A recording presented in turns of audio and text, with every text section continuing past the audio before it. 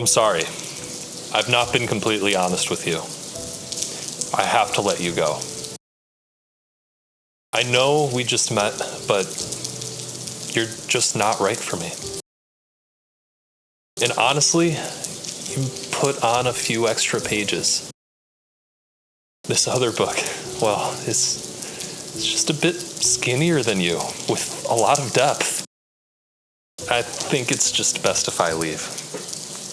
Sule! We finally have a Cosmere book in 2025. We had to wait, 7 months from Wind and Truth? That's like 3 years in Sanderson time. This is going to be both a spoiler-free and spoiler review, so use the timestamps below to your benefit. If you're a Cosmere lover and you are part of that 70% watching that are not subscribed, please just subscribe. I'm going to start with the non-spoiler stuff first. To be clear, anything mentioned in the synopsis of the back cover of the book is fair game, and you can find that in the description below. So, if you want to go in completely blind, then this video is not going to be for you, so you should save it and watch later. Major plot points, lore reveals, setting, and motivations that are not in the synopsis will not be touched on until the spoiler section. I will also avoid spoiling content from Six of the Dusk, since I know many of you are skipping that novella going into Emberdark. Now, let me start with the things that I like. Speaking of Six of the Dusk, I really think Brandon did a good job of rewriting these sections into the book. You absolutely do not need to read Six of the Dusk to read this book. In fact, it may even be better for you not to. Everything from that book is included here, and maybe written even better. Also, if you have read it, I would highly suggest reading these chapters of Emberdark anyway, as there are noticeable changes and additional context added. Plus, more lore. I'm gonna be completely honest. I was not somebody who particularly enjoyed Six of the Dusk when I read it, and I did read it a few times. It always felt like the context to a larger story,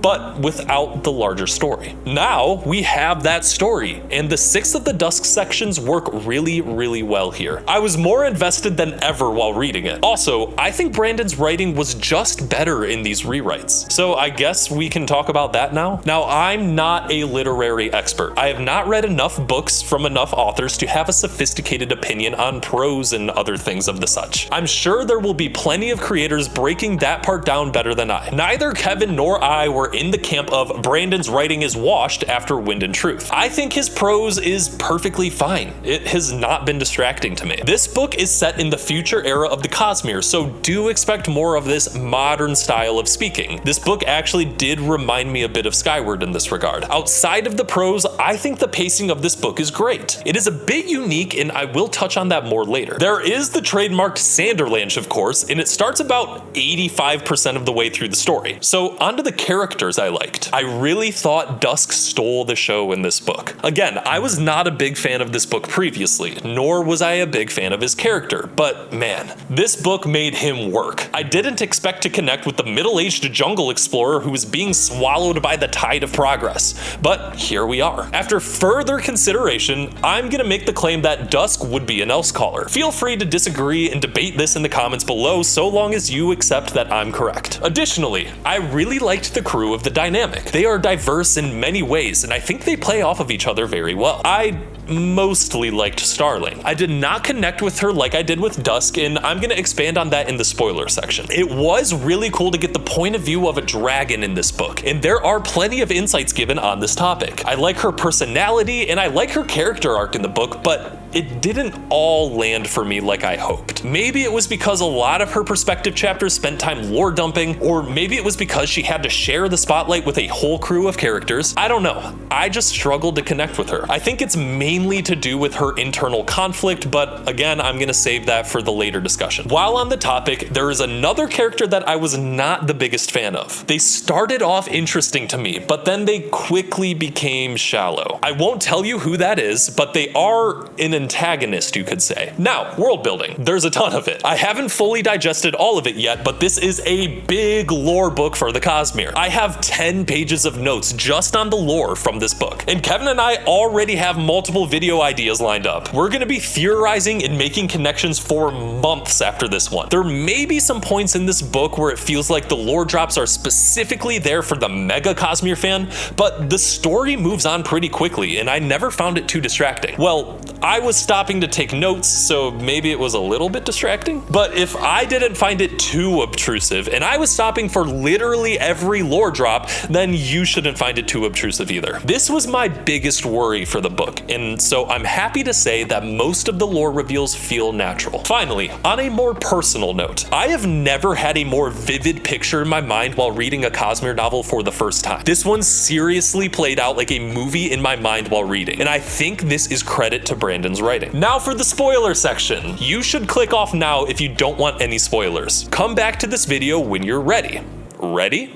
Okay. This book is separated into 4 sections. The first section is just about Dusk, and it goes back and forth between the present and his flashbacks. Yes, the book 6 of the Dusk serves as the flashback sequences for this section. This is probably my favorite section of the book. Well, at least the section I have the least amount of complaints about, because I really like this book. The second section is all about Starling and her transition from helmswoman to captain. This is the second secret project where Captain Crow has been ousted due to a mutiny. I don't know about you guys, but I smacked my head when she was revealed because I definitely should have put that together. A spaceship owned by Xyces, piloted by an angry captain. I felt like an idiot. She seemed a bit more mature, even if she is still the worst. The third and fourth sections go back and forth between Dusk and Starling. The third section may have been my least favorite, but it still had so many strong moments. The final section was essentially just the Sanderlanche. It's the final 50 or so pages of the book, and it was extremely fast-paced and filled with fun action. And as always, Dusk steals the show here. Okay, now the lore. Holy freaking lore, guys. Like I said before, Kevin and I have plenty of videos planned to discuss all these lore drops. Also, we will be talking about them with the community in the Cosmere Horizons Discord, which you can find here. So that we have stuff to talk about in the future, I'm going to stick to just my likes and dislikes for this book and not get too bogged down in the details. Dusk has become one of my favorite characters in the Cosmere. Having a character that is alone in his own thoughts for a good portion of the book really helped me connect with him. Not only that, but this guy is actually smart, and he isn't bitter or resentful about his predicament. I love that he is constantly looking for a way to be useful and the best that he can be, even in a world that is leaving him behind. If that's not a true Elsecaller, then I don't know what is. Anyway, I thought his journey was fantastic. Also, on another personal note, I grew up with birds, so I'm a little bit partial to the AVR. I thought Brandon captured the personalities of birds very, very well, even if the AVR have an additional connection to their humans through their Nahel bond. These guys were adorable. I do wish we got to see Dusk confront the Scadrians about Cokerly's death. Speaking of which, I already hate the Malwish government. Also, I did enjoy the addition of Roke, and he reminded me of one of my budgies growing up. Outside of all of that, I really enjoyed Dusk's conflict. I appreciate that Brandon was self-aware of the fact that every single person that encountered Dusk wanted to use him for something. Gods, people, ancient splinters of ambition, everyone wanted Dusk. I actually got out of my bed and fist pumped when Dusk decided to take the Dothwaka head on. Now, I mentioned that I liked Starling, but I did not connect with her. I honestly didn't find her all that interesting outside of the fact that she was a dragon. She is a super optimist who has trouble letting other people do things for her. This would be fine, but I feel like the character development was just really fast. She only just became the captain of her crew, and by the end, we get a Hoyd chapter about how she needs to learn to let go of responsibility and to trust others to make decisions. I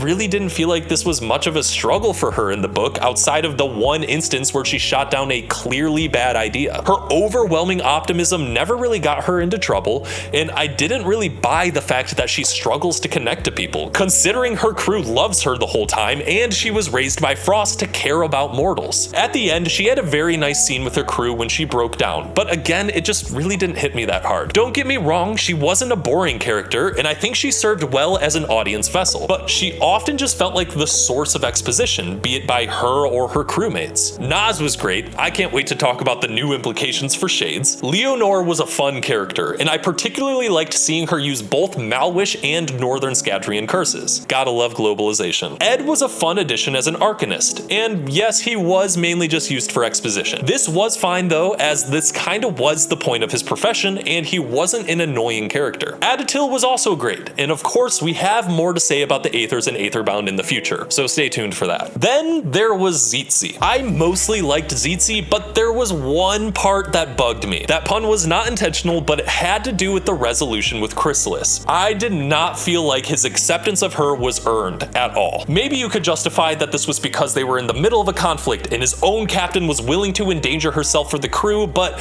I just really felt this was unearned. There was no effort from either party in the entire book to resolve tensions. Also, and I'm about to get into this more, but Chrysalis was the whole reason the escape plan went to crap. This got Tzitzit shot and they had to go out of their way to rescue her. I don't know how the story was supposed to be building to this warm, fuzzy moment of Tzitzit overcoming his completely justified anger toward the Sleepless, but it absolutely did not land for me. Speaking of Chrysalis, what was that? Why would she try to escape by herself? They were so close to being done and she wasn't in particular danger, yet she goes out of her way to expose herself, aggro the entity, get people killed, ruin the crew's escape plan, and then say, oopsie daisy, silly me, even though she's an ancient being of high intelligence? This was my biggest complaint of the book. I was also just not that big of a fan of Chrysalis, and I'm not certain we even needed her in this story. She was the only addition in this book that felt like her sole purpose was to give us more lore. Now, let's talk about Colonel Dar. Man, I thought he was going to be a fun antagonist at first. He was introduced past the halfway point of the book, and I thought there was going to be so much more to him. He seemed like the perfect representation of ambition, which was absolutely a theme of this book. But then he kind of just became a stale, mustache-twirling corporate bigot. He was constantly condescending and was not quite as smart as he thought he was. Then at the end, he turned out to be a bit of a crybaby. Yeah, I was a little bit disappointed with the character, but he served his purpose well enough. He was never aggressively annoying, but I just wasn't the biggest fan of him, and he really didn't do much for me. As far as the greater plot and themes go, I was a huge fan. We have two characters just trying to make it.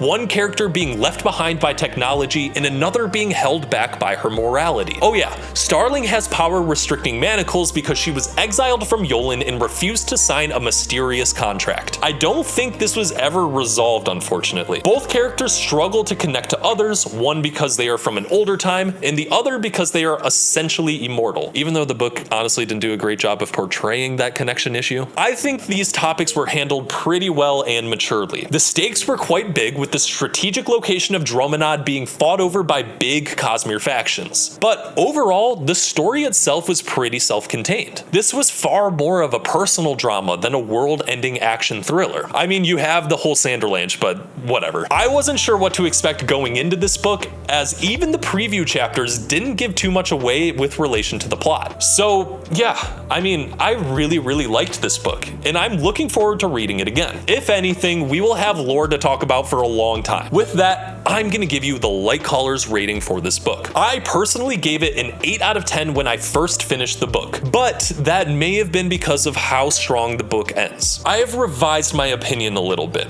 and we are going to give Isles of the Emberdark a 7.5 out of 10. I wanted to give it that 8 out of 10 rating, but I think having quibbles with one of the main characters and one of the main antagonists keeps it back. This book is very good, and you should read it as soon as possible. Kolo?